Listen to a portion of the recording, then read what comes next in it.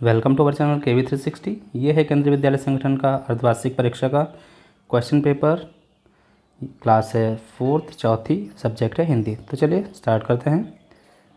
सबसे पहले है पठन। नीचे दिए गए पठित गद्यांश को पढ़कर प्रश्नों के उत्तर लिखो। तो ये गद्यांश है, इसको पढ़ना है और नीचे कुछ जो भी प्रश्न दिए गए उनके उत्तर लिखने हैं। गर्मी की छुट्टियां थीं। दोपहर के समय दिनेश घर में बैठा कोई कहानी पढ़ रहा था। तभी पेड़ के पत्तों को हिलाती हुई कोई वस्तु धम से घर के पीछे वाले बगीचे में गिरी। दिनेश आवाज़ से पहचान गया कि वह वस्तु क्या हो सकती है। वह एकदम से उठकर बरामदे की चिक सरकाकर बगीचे की ओर भागा। अरे बेटा, कहाँ जा रहा है? बाहर लू चल रही है, दिनेश की माँ ने मशीन चलाते चलाते एकदम ज़ोर से बोली। परंतु दिनेश रुका नहीं। उसने पैरों में चप्पल भी नहीं पहनी। जून का महीना था। धरती तवे की तरह तप रही थी, पर दिनेश को पैरों के जलने की चिंता नहीं थी। वह जहाँ से आवाज़ आई थी उसी ओर भाग चला। दिनेश घर में बैठा क्या कर रहा था? पहला प्रश्न। तो पहले प्रश्न का उत्तर है दिनेश घर में बैठा कहानी पढ़ रहा था। पहले प्रश्न का उत्तर ये हो जाएगा। दूसरा, कोई बस धम से कहाँ गिरी? दूसरे प्रश्न का उत्तर हो जाएगा कोई बस धम से घर के पीछे वाले बगीचे में गिरी। दूसरे प्रश्न का उत्तर ये हो गया। फिर है तीसरा प्रश्न, धरती किस तरह तप रही थी? तो तीसरे प्रश्न का उत्तर हो जाएगा यहाँ से, धरती तवे की तरह तप रही थी। चौथा प्रश्न है, दिनेश की माँ क्या कर रही थी? चौथे प्रश्न का उत्तर यहाँ से मिल जाएगा, दिनेश की माँ मशीन चला रही थी। पांचवा प्रश्न देखते हैं। यह वाक्य किसने कहा? अरे बेटा, कहाँ जा रहा है? बाहर लू चल रही है। दिनेश की माँ ने। दिनेश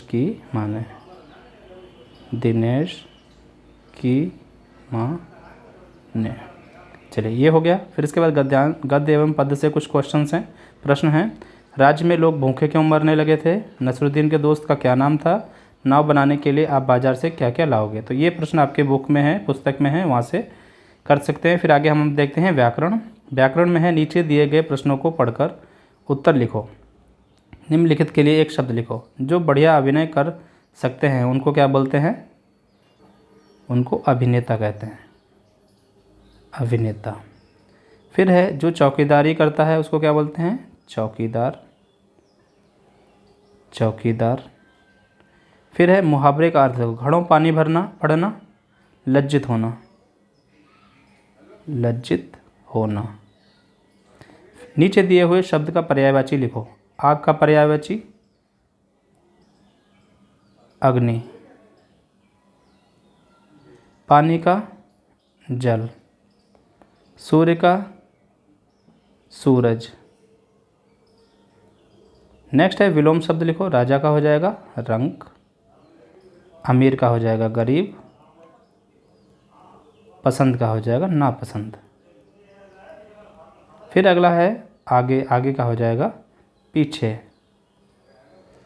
सृजनात्मक लेखन में है, अपने मनपसंद खेल या मेरा प्रिय मित्र, इस विषय पर एक अनुच्छेद लिखो। तो इन विषयों पर आपको कम से कम 5 लाइन लिखनी है। मेरा मनपसंद खेल या मेरा प्रिय मित्र। तो लिखते हैं इसको। तो लिखते हैं सबसे पहले, मेरा मनपसंद खेल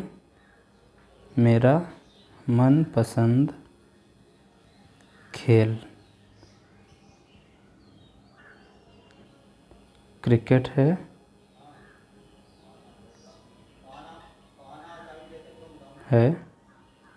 उसमें 11 खिलाड़ी खेलते हैं। मुझे बैटिंग करना पसंद है। कभी मैं गेंदबाजी भी करता हूँ। मैं रोज़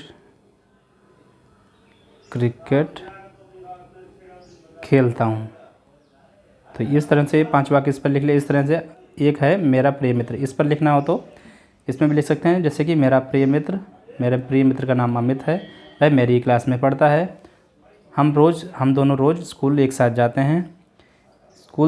स्कूल में पूरा दिन एक साथ पढ़ाई करने के बाद शाम को घर आते हैं और एक साथ खेलने जाते हैं। हम दोनों एक दूसरे की बहुत हेल्प करते हैं, मदद करते हैं। इस तरह से आप लिख सकते हैं। फिर है नाव का चित्र बनाओ और उस पर वाक्य लिखो। आपको क्या करना है, नाव का चित्र बनाना है। नाव तो आपने देखी होगी, उसका चित्र बनाना है और फिर आपको क्या करना है, उस पर कुछ वाक्य लिख। चलिए उसके आगे देखते हैं। वर्तनी शब्द के सही रूप पर गोला लगाओ।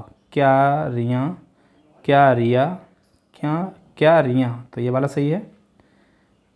फिर है चौकीदार, चौकीदार, चौकीदार, तो ये चौकीदार सही है। कुबड़, कुब्बड़, कुबड़, तो ये हो जाएगा, ये वाला कुबड़ है। ठीक है, तो ये कुबड़ है, ये कुबड़ है और एक कुब्बड़ है, तो कुबड़ सही होता है। सन्यासी, सन्यासी, सन्यासी, तो लास्ट वाला सही है, सन्यासी। राजकोष, राजकोष, राजकोष, तो राजकोष होता है। फिर आगे है सुलेख। इसमें कुछ पंक्तियाँ दी गई हैं, इनको आपको अच्छी राइटिंग में, सुंदर राइटिंग में यहाँ पर लिखना है। इसके बाद में है, तो ये था आज का पेपर। आई होप आप सभी को समझ में आ गया होगा। पढ़ते रहिए, मिलते हैं नेक्स्ट वीडियो में। Thank you.